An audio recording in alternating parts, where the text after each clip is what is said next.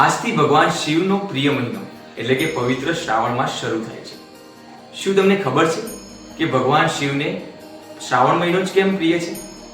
કહેવાય છે કે દેવી પાર્વતીએ ભગવાન શિવને પોતાના પતિ સ્વરૂપે મેળવવા માટે તપસ્યા કરી હતી।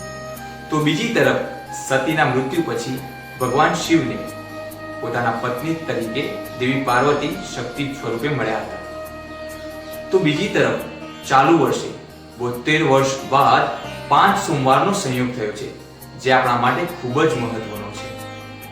ભગવાન શિવ એ દેવાધિદેવ છે અને માટે જ આ શ્રાવણ માસની અંદર શિવ ભક્તો દ્વારા શિવ પુરાણ, શિવ લીલામૃત, શિવ કવચ, શિવ ચાલીસા, શિવ પંચાક્ષર સ્ત્રોત તેમજ મહામૃત્યુંજય મંત્રનો પાઠ તથા જાપ કરવામાં આવે છે। તો આ પવિત્ર શ્રાવણ માસની અંદર ભગવાન શિવના પૂજા તથા વિધિ વિધાન કઈ રીતે કરવા એ જાણીએ આપણા વિસનગરના ખ્યાતનામ જ્યોતિષાચાર્ય રાજુભાઈ જોશીના મુખે।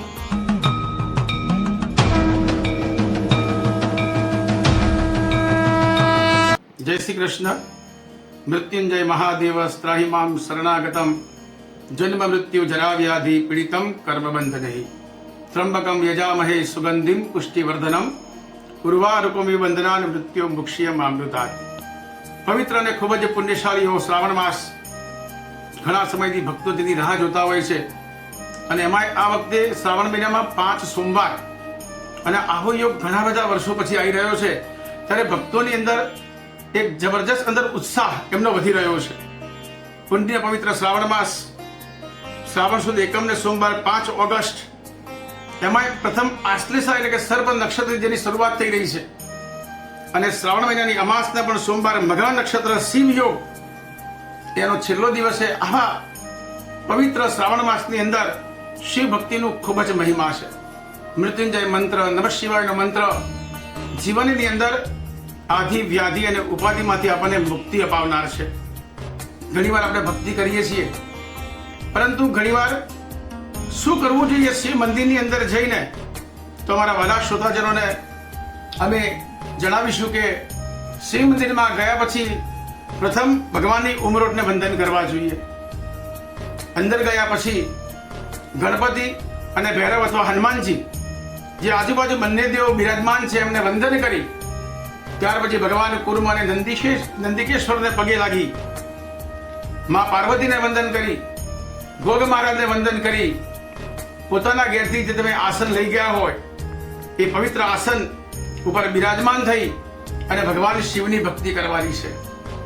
આસનના 3 પ્રકાર છે। શ્રેષ્ઠ આસન દર્ભનું બતાવાયું છે, બીજા નંબરનું મધ્યમ આસન ગરમ ઊનનું બતાવ્યું છે અને ત્રીજા નંબરનું આસન જેનો આપણે ઉપયોગ કરીએ છીએ। ઘણીવાર આપણે શિવ મંદિરમાં પૂજા કરવા જઈએ તો જે આસન મંદિરમાં હોય એ લઈ લઈએ છીએ, એ યોગ્ય નથી। પોતાનું આસન ઘેરથી લઈને જવાનું અને એ આસનના પર બિરાજમાન થઈ આસનની દિશા પણ એક જ રાખવાની। આજે સીધું પથર્યું કાલે ઊંધું થઈ જાય, એની દિશા ફરી જાય એ પણ ન ચાલે। એક જ દિશામાં આસન રાખી, કેમ કે આસનની અંદર 8 શક્તિઓ બિરાજમાન છે। અનંતાસન, કુર્માસન, યોગાસન, પદ્માસન, વિમલાસન, અચલાસન, દૃષ્ટિ વિદાવન, ઋષિ આસન અને પરમ સુખોની પ્રાપ્તિ માટે પરમ સુખાસન। અને 1 કલાકની, 1 મિનિટની કે 5 મિનિટની તમે જેટલી પણ શિવ પૂજા કરો એ પૂજા કર્યા પછી એ આસનને આગળ જે તમે તિલક કર્યું હોય આગળ એ તિલક તમારા કપાળમાં એનું તેજ લઈ ભગવાનને વંદન કરી અને પછી ઊભા થવાનું છે। ઘણીવાર લોકો જળ અને દૂધ મિક્સ કરી અને ભગવાનને ચડાવે છે। આપણે આપણા બાળકોને પણ દૂધ અને જળ ભેગું કરીને પીવડાવતા નથી, તો ભગવાન માટે કેમ? તો પહેલા ભગવાનના મંદિરમાં જઈ ભગવાનને જળ અર્પણ કરો। તમારી પાસે 50 ગ્રામ, 100 ગ્રામ જે પણ દૂધ હોય એ ભગવાનને સ્ટીલ અથવા જર્મનના વાસણથી, દૂધ ભગવાનને તાંબાના વાસણથી ચડાવાય નહીં।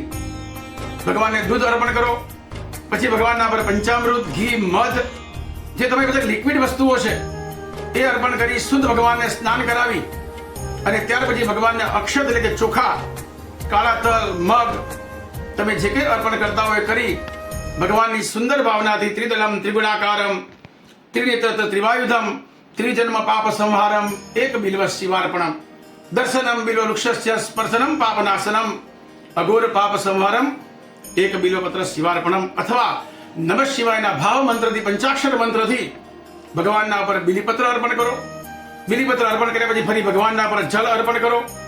ભગવાનના ઉપર અબીલ ગુલાલ, ભગવાનના ઉપર પુષ્પ ભાવથી અર્પણ કરી ભગવાનને ખૂબ ભાવથી વંદન કરો. કહેવાય છે કે શ્રાવણ માસની અંદર જે પણ રાશિના લોકો, મેષથી મીન સુધી જે પણ રાશિના લોકો ભગવાનને પૂજા અર્પણ કરશે, ભગવાનની જો ભાવથી પૂજા કરશે, નિશ્ચિત એમનું કલ્યાણ થશે. એમના ઘરની અંદર આયુષ્ય અને આરોગ્યનો વધારો થશે અને જે મહામારીના રોગો જે પૃથ્વી ઉપર છે એવા રોગોની અંદર ચોક્કસ રક્ષણ થશે. ભાદરવા માસમાં પણ ગણપતિની પૂજા હોય છે. ભાદરવા મહિનાને રોગોની માતા તરીકે ગણવામાં આવ્યો છે. તેની રક્ષા માટે શ્રાવણ મહિનાની અંદર તમે જેટલી પણ શિવ પૂજા કરશો એ તમારા માટે ખૂબ જ કલ્યાણકારી રહેશે. કોઈના ઘરમાં અસાધ્ય બીમારી રહેતી હોય તો ભાવથી ભગવાનને વંદન કરી પોતાના ઘરમાં સોમવારે અથવા નિત્ય સવારે અને સાંજે ગુગળનો જો ધૂપ કરવામાં આવે તો ભગવાનને ગુગળનો ધૂપ તમારા ઘરમાં કરવાથી ભગવાનને ગુગળનો ધૂપ પ્રિય છે.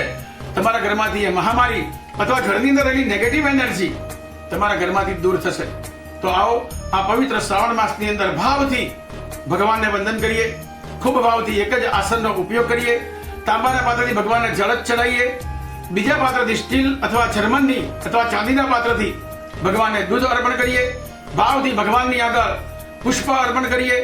અને રાશિ પ્રમાણે દરેકને જો કહેવા જઈએ અને વાર પ્રમાણે જો કહેવા જઈએ તો સોમવારે ભગવાનની આગળ સાકર મૂકવાથી મનની શાંતિ થાય છે. મંગળવારે ભગવાનની આગળ ગોળ મૂકવાથી મંગળ ગ્રહની પ્રસન્નતા થાય છે.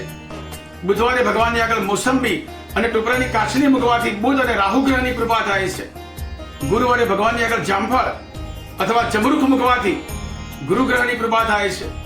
શુક્રવારે ભગવાનની આગળ બિજોરું અથવા કોઈ પણ ખાટું ફળ અથવા કેળું મૂકવાથી મહાલક્ષ્મીની કૃપા થાય છે.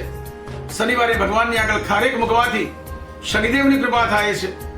બુધવારે ટોપરું આવી ગયું રાહુ માટે અને સોમવારે કેતુ માટે જો દાનણ ભગવાનની આગળ મૂકવામાં આવે તો ચોક્કસ કેતુ ગ્રહની કૃપા થાય છે. આમ નવ ગ્રહોની કૃપા માટે ભગવાનની આગળ આ ફળ વાર પ્રમાણે જો અર્પણ કરવામાં આવશે તો નિશ્ચિત ભગવાન શિવની આપણા પર કૃપા થશે અને ભગવાન શિવની કૃપાથી ચોક્કસ આપણી મનોકામનાઓ પૂર્ણ થશે. આ વખતે એકમ એનો મધ્ય પૂનમે પણ સોમવાર છે અને પૂનમ અને સોમવારે રક્ષાબંધન છે. તો આ રક્ષાબંધનના દિવસની અંદર જે કોઈ ભાવથી પૂનમે, એકમે અને અમાસે આ 3 દિવસની અંદર પણ જો વિશિષ્ટ પૂજા કરશે કાળા તલથી તો ચોક્કસ ભગવાન શિવ એમની મનોકામના પૂર્ણ કરશે. અમારા તમામ શ્રોતાઓ પર ભગવાન શિવની અખૂટ કૃપા થાય એવા અમારા દરેકના હર હર મહાદેવ.